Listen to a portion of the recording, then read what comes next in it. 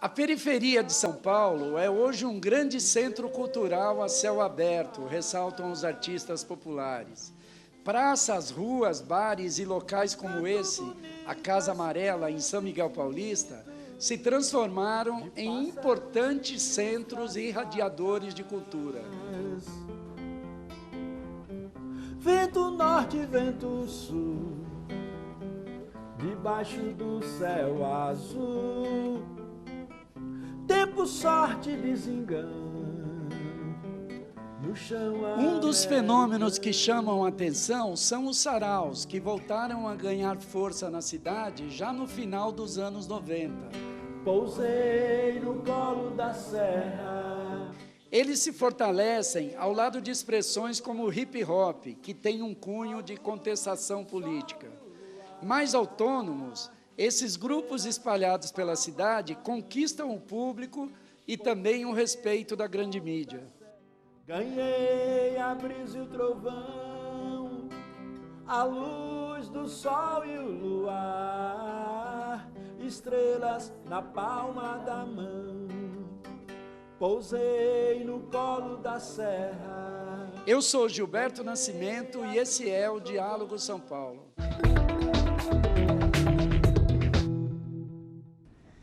Bem-vindo! O Diálogo São Paulo fala hoje sobre cultura, a volta dos saraus e a força do hip hop na periferia.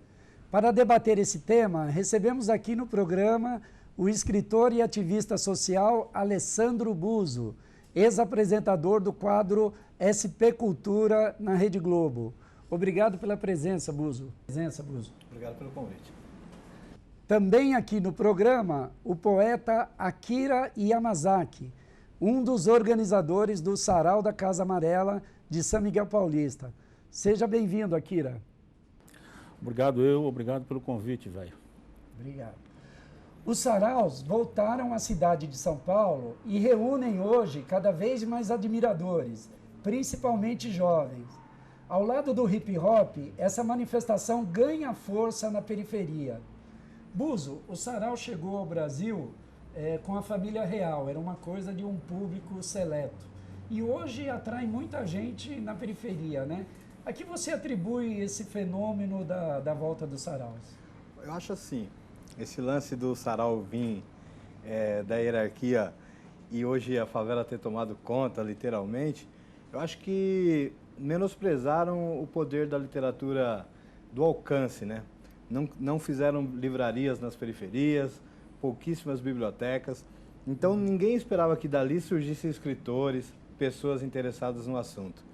Mas um dado momento, né, mais de uma década, começou a surgir os primeiros saraus e eles ganharam força. Hoje, eu costumo falar que há um tempo atrás você contava nos dedos os escritores publicados na periferia. Hoje não tem mais como numerar isso, entendeu? Então, assim, eu acho que essa força vem do poder de multiplicação. A pessoa vai uma vez, gosta, na próxima vez ele já leva um amigo dele e é um movimento que está em crescente ainda. Tá muito grande, mas ainda está crescendo. Ok. O Buzo é do Itaim Paulista, além do quadro na TV Globo, ele tinha um quadro também no programa Manos e Minas da TV Cultura e é também um dos organizadores do Sarau Suburbano, lá no Bexiga. É isso. Eu queria fazer uma pergunta, o sarau e o hip hop na periferia hoje caminham juntos?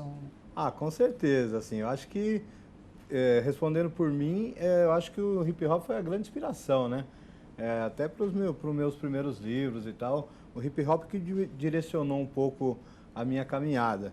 E aí, com o surgimento dos saraus, eu acho que é como se fosse um irmão, sabe?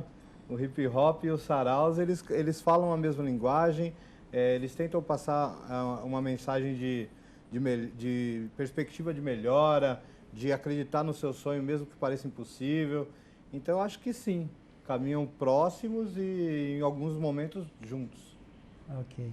Akira, como é o trabalho lá da Casa Amarela, Espaço Cultural, e como começaram os saraus lá, feitos por vocês lá em São Miguel Paulista?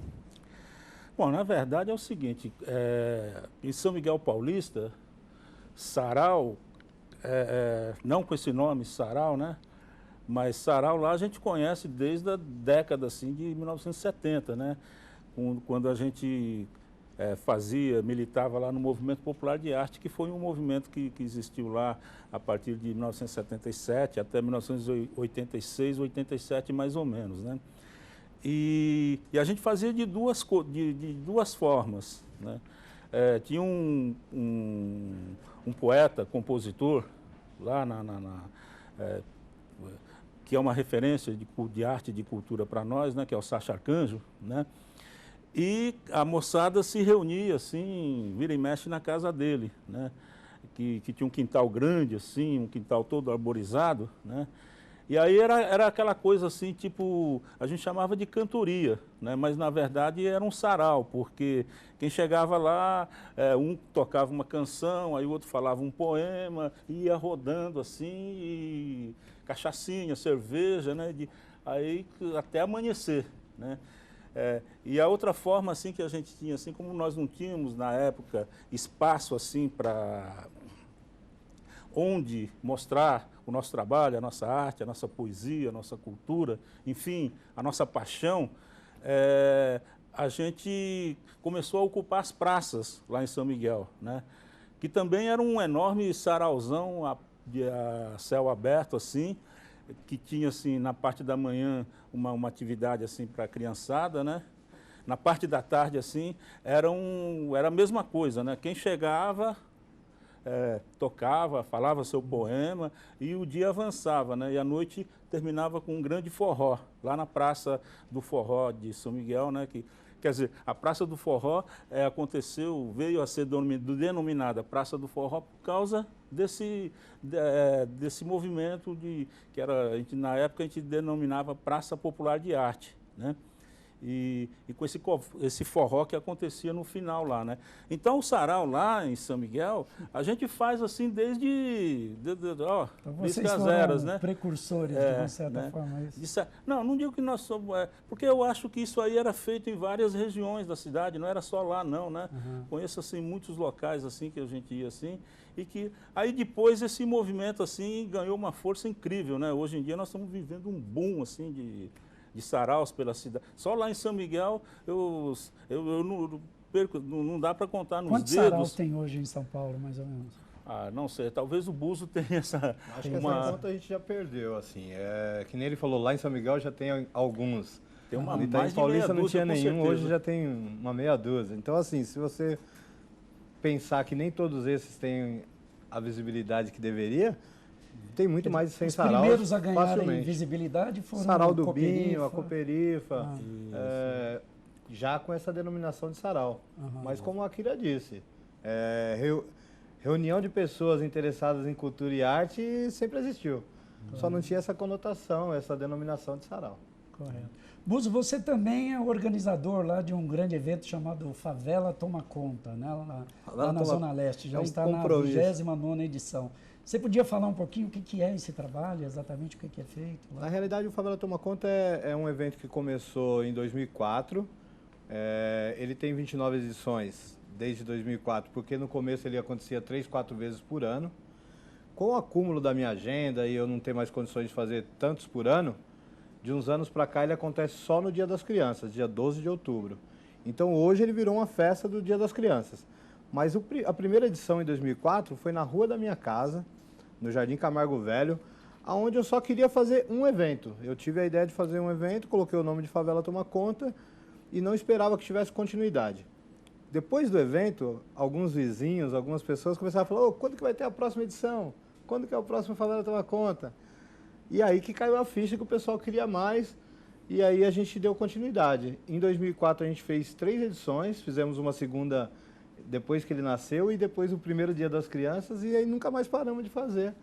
Hoje eu faço só no Dia das Crianças e ele se tornou um evento grande, com palco grande, com tudo, mas o foco é levar entretenimento para o Dia das Crianças, para que não seja um dia, para pelo menos na comunidade onde a gente faz, que não seja um dia que passe em branco. Porque eu acho que o Dia das Crianças é o dia mais importante que existe na periferia, mais importante que o Natal. Porque se você deixa uma criança sem um brinquedo, sem um doce, sem um sorriso nesse dia, é muito triste. Então a gente tenta levar pelo menos para aquela comunidade onde a gente faz, que era um CDHU ali na região, quem é da leste conhece ali a Dom Jonério e tal. A gente acho que está conseguindo cumprir essa missão até hoje. Ok, obrigado. No próximo bloco, vamos falar sobre a força que os grupos culturais na periferia conseguiram a partir do uso das redes sociais. Daqui a pouco a gente volta. Até já.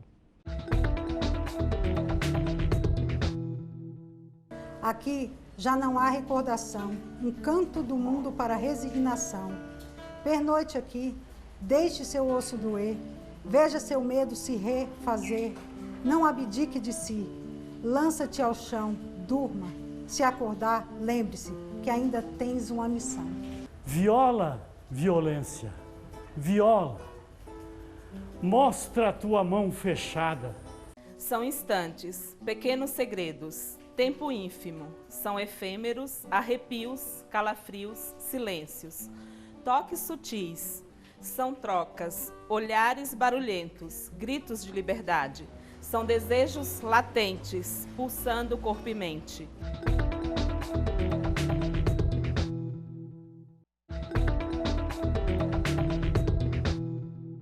Estamos de volta. O Diálogo São Paulo fala hoje sobre cultura, a volta dos saraus e a força do hip hop na periferia.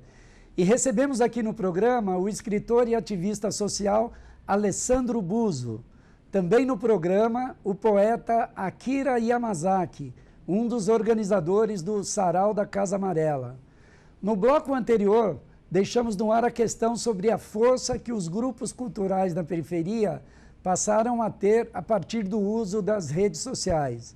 Buzo, com as redes sociais, os movimentos na periferia não dependem mais da chamada grande mídia. Tem condições de divulgar os seus próprios eventos. O que mudou? As redes sociais, você consegue ir além do que a gente conseguia antigamente. Quando, por exemplo, comecei a fazer o Favela Toma Conta, se a gente não fizesse uma panfletagem muito grande, fizesse panfleto, cartaz colado em poste, as coisas não aconteciam.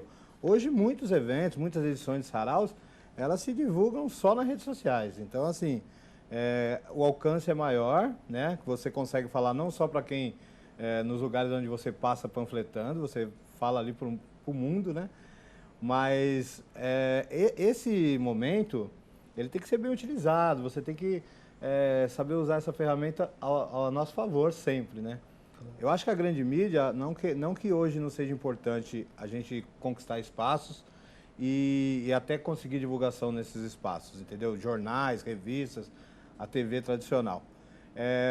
Mas caso essa divulgação não chegue, caso a grande mídia não chegue, eu acho que hoje está um pouco, essa autonomia existe. Então, diminuiu a distância que existia, né? Correto. O que mudou para vocês lá, Akira, no trabalho feito na Casa Amarela? Olha, é o seguinte, eu esqueci de falar no início, né, na primeira fala aí, referente à Casa Amarela, né, de como surgiu, que você perguntou. Então, quero dizer que a Casa Amarela surgiu assim, a gente já vem com uma atuação há muito tempo na região, né? Mas a gente não tinha um espaço, um local assim, onde sediar e organizar as nossas propostas, né? E colocar em prática, tá? Então a Casa Amarela, há cerca de algum tempo atrás, o meu sogro morreu, né? E o pai da minha esposa, Sueli Kimura, que é a gestora principal da Casa Amarela, né?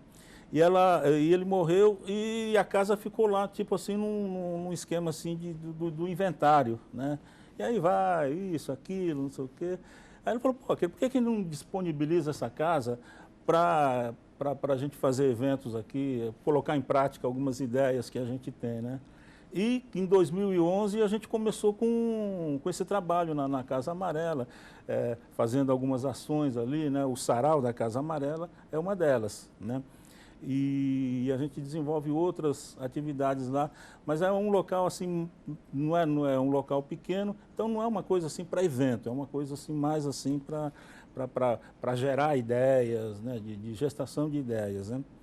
Referente à questão das redes sociais, eu acho que agora a gente tem uma certa autonomia, né, para divulgar o nosso trabalho, para conversar com as pessoas assim, é muito grande, né?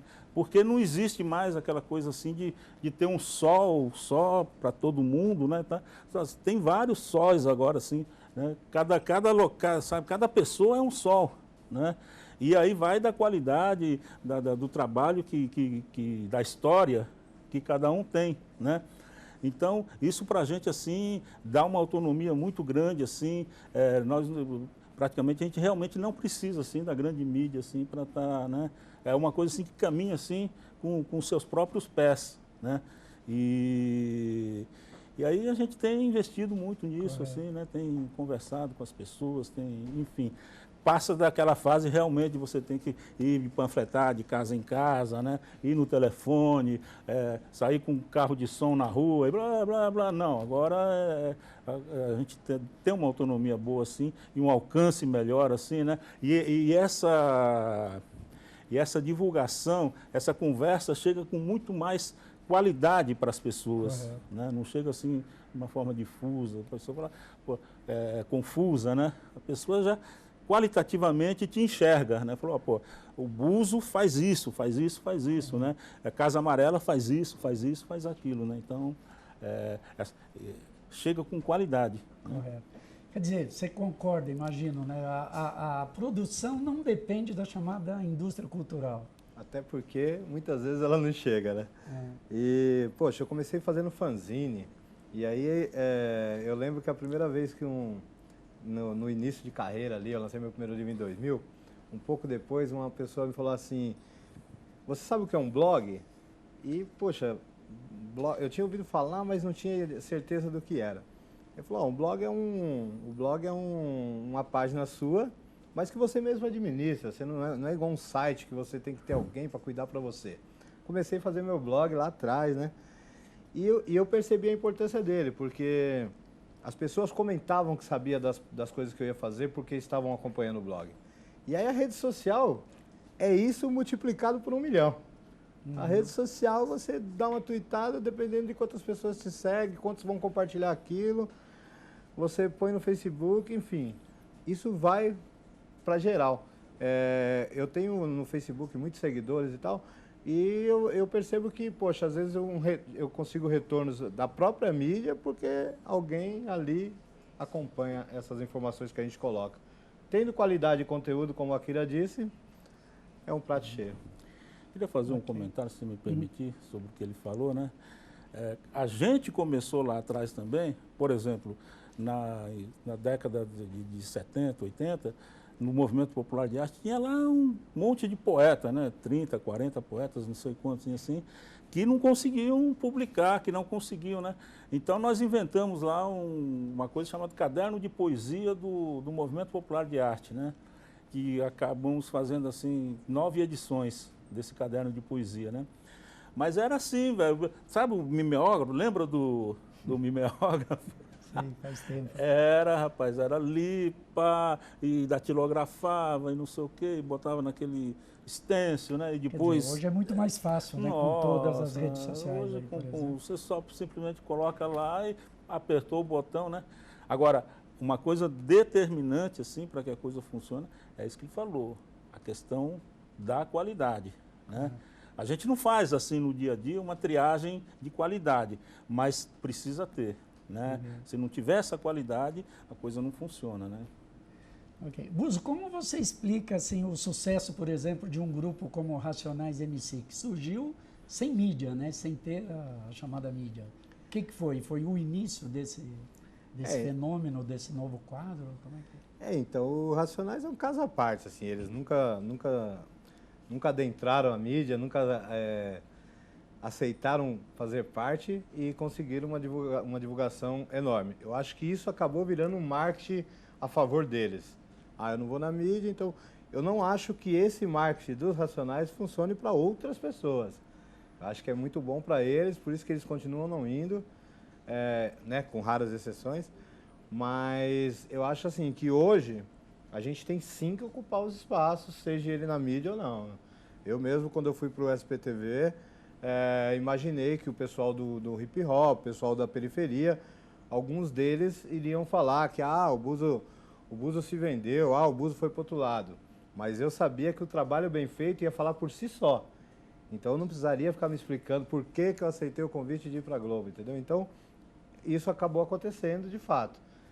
Mostrando um conteúdo verdadeiro, então você fala com muito mais gente. Eu vindo para cá, meia dúzia de pessoas me param, poxa, até hoje, mesmo o quadro já tendo acabado há cerca de um ano, as pessoas ainda me reconhecem, ainda comentam como se estivesse passando ainda. Então, assim, eu acho que o marketing do Racionais, não vou na mídia, foi realmente um marketing que virou a favor deles e que eles usam até hoje, mas não acho que funcionaria para outras pessoas. Ok. No próximo bloco, nossos convidados irão explicar por que as leis de incentivo cultural não chegam à periferia. Nós vamos fazer um rápido intervalo e daqui a pouco a gente volta.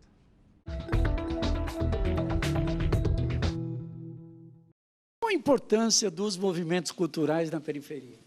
A produção de muitos artistas muito bons que estão por aí, que não tinham nenhum canal para expor o seu trabalho. Esses movimentos culturais são, eu entendo, como uma forma de resistência dos moradores da periferia, na sua luta pela afirmação como ser humano, ser social, ser político, né? Então, eu acho interessante, dentro desse contexto social, né, que a gente vive, esse reencontro e esse encontro. E isso tem trazido jovens, e assim, onde o governo falha, né, uma outra atitude tem que ser substituída. Então, a gente vê o quê? A gente vê os movimentos culturais hoje em dia resgatando essa população mais nova.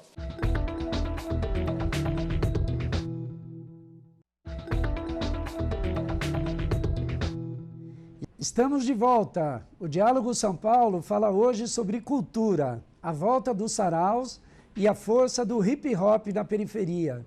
E recebemos aqui no programa o escritor e ativista social Alessandro Buzo e também no programa o poeta Akira Yamazaki, um dos organizadores do Sarau da Casa Amarela em São Miguel Paulista. No bloco anterior, deixamos no ar a questão sobre falta de apoio e incentivo para os movimentos culturais na periferia. Buzo, as leis de incentivo cultural não costumam chegar na periferia, né? Por que razão? São alguns fatores. Primeiro que as pessoas ainda estão, produtores culturais da periferia, ainda estão aprendendo a escrever editais, né? Então tem vários editais, não só, por exemplo, o Vai, que é o mais tradicional e o que mais chega, né? Mas existem outros editais abertos com frequência que caberiam eventos da periferia, só que a gente ainda está engatinhando na questão de aprender a escrever esses editais. Outra coisa que eu vejo assim, eu me baseio muito pelos quadros que eu gravei para a televisão. Só na SPTV foram 147 quadros. A maioria desses quadros, não sei te falar em porcentagem, talvez 80%, não tinha apoio nenhum. O que eu percebo é que muitas dessas pessoas que fazem na prática não sabem fazer no papel. E muita gente escreve muito bem no papel e faz muito pouco na prática. Então, assim, eu acho que esses que são bons de escrever e na prática fazem muito pouco, eles acabam levando um pouco dessa fatia do bolo. Um pouco de utopia da minha parte seria que alguma esfera do governo, sei lá, federal, estadual, municipal, que contemplasse diretamente quem tem muitos anos de atuação. Porque é fácil de identificar se você mapear, se você procurar quem conhece, pessoas que estão há 10 anos fazendo um projeto e que não tem apoio nenhum. Essa pessoa tinha que ser assistida de alguma forma. Não adianta a gente esperar ele escrever um edital que ele não sabe, ele não tem uma equipe para fazer isso. Entendeu? Por isso que alguns coletivos maiores e com mais expressão, eles acabam abocanhando uma grande fatia desse bolo aí. Akira, o Vai, pelo menos, supre as necessidades lá ou também é insuficiente? Eu acho que tem, o Vai tem chegado, assim, eu tenho visto, assim, muitos produtores ali na região onde o Vai é bom esclarecer só, é um projeto de valorização de iniciativas culturais, né? Isso, da prefeitura, né? Da prefeitura de São Paulo. E vejo muitos produtores ali que atuam ali na região ali de São Miguel, de Itaim, assim, que usufruem desse, né? Parece uma coisa bem mais simples. Eu nunca participei assim, não posso dizer assim com mais, né? Mas tem algum outro? Não tem? Eu sei assim, que lá na Casa Amarela nunca conseguiu, já entrou em vários projetos assim, né? Incentivo assim, mas a Casa Amarela nunca conseguiu, né? Sempre por um motivo ou por outro, né? Aliás, teve um que o Ponto de Cultura, né? Nesse edital do Ponto de Cultura, a Casa Amarela ganhou, vamos dizer assim, foi credenciado, não sei o quê, mas porque faltava um documento lá da prefeitura, que não sei o que era, tá? Agora não me lembro bem, né? E a gente está credenciado, mas não foi credenciado mesmo assim, com a grana, entendeu? Né? Pegar o cascalho. O cascalho, vamos dizer assim, falar o português claro, né?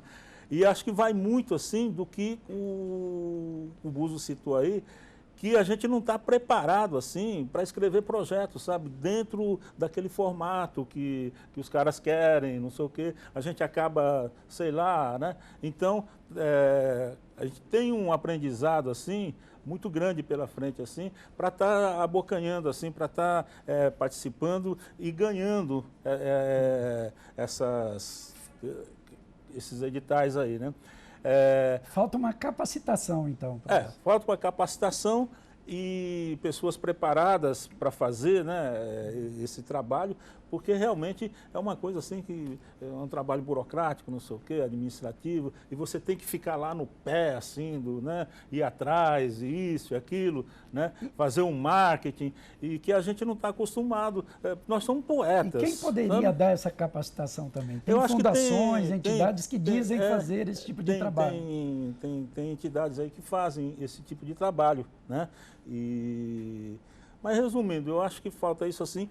E uma coisa interessante é isso que foi falado aqui, né? Que de repente isso aí tinha que pegar a história, né, do movimento ou da pessoa que está pleiteando, né, esse edital assim, né, ir lá e verificar o que o cara fez durante a vida dele, né?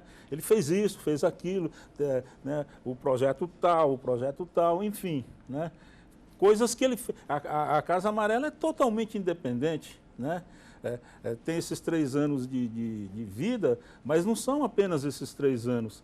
A gente tem uma história assim, de realizações assim, de 35, 40 anos, né? Então eu acho que tinha que ver a história, o que o cara já fez na vida, assim, até para, né, para fazer a escolha. Assim. A resposta do Aquila, ela acaba complementando o que eu falei, porque a maioria dos projetos que eu mostrei na mídia, eles existem há muito tempo, mas eles nunca ganharam nada.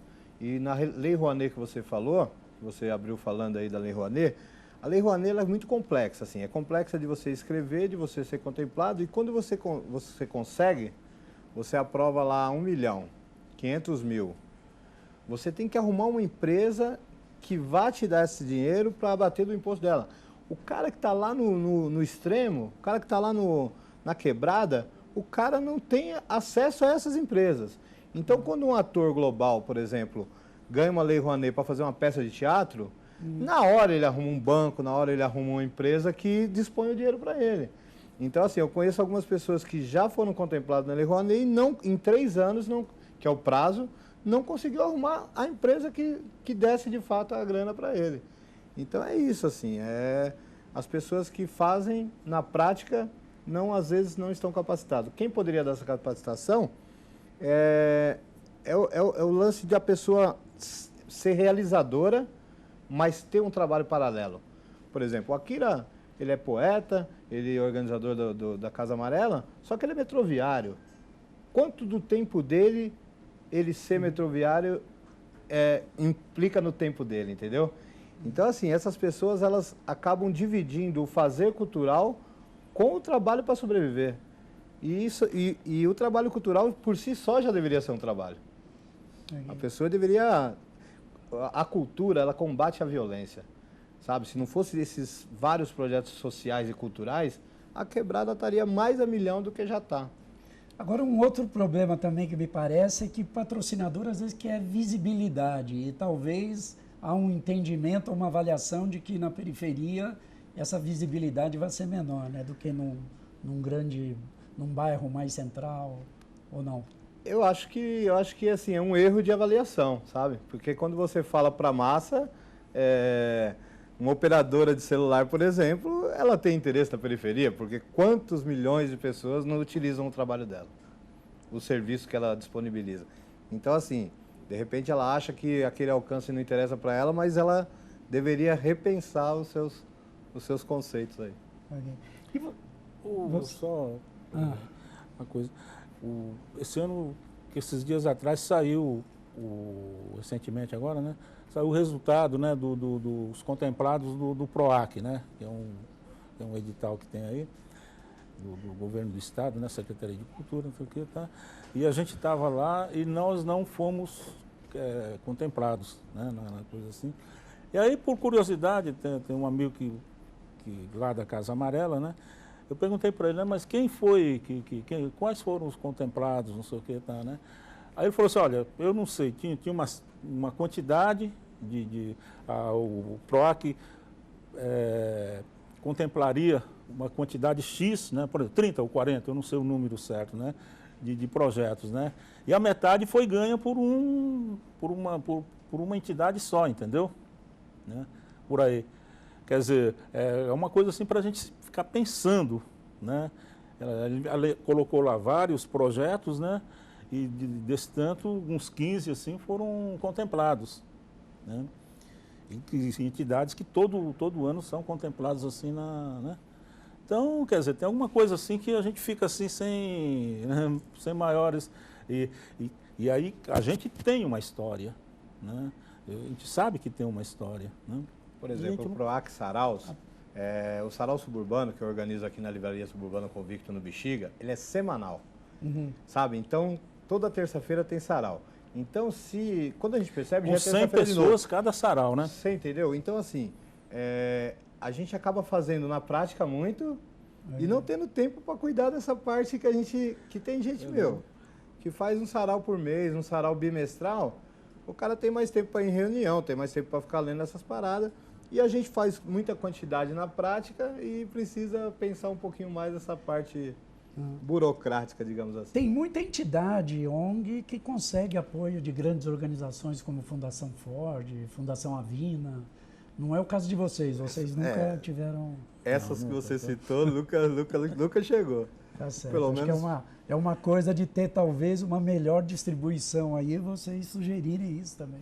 E eu vejo assim, alguns projetos, não vou citar nomes, mas que são contemplados em excesso. Às vezes eles pegam um projeto como base e aí todo mundo quer ajudar aquele mesmo projeto. Justamente por causa da visibilidade. Exatamente, né? Entendeu? E aí acaba que essa pessoa recebe muito recurso e vários outros que fazem não recebe recurso algum. Ok, o nosso tempo já está se esgotando, mas gostaríamos que os convidados fizessem o Buzo fizesse as suas considerações finais aí. Poxa, minha consideração final vai em forma de poesia, pode ser? Pode ser. Me chamo Alessandro Buzo, orgulho de ser brasileiro não só em ano de Copa. São Paulo, metrópole, minha terra, meu lugar. Sou lá do Fundão da Leste, lugar de Caba da Peste. O Itaim é o paulista, não é o Bibi dos boy.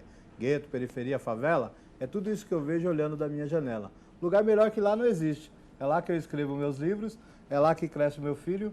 Gosto tanto do lugar que costumam me chamar de suburbano convicto. Ok, muito obrigado, muito bom. Akira, as suas considerações também? Eu vou aceitar como é que fala? O desafio do blues aí. E vou falar uma quadrinha também, pode ser? Já está virando um sarau.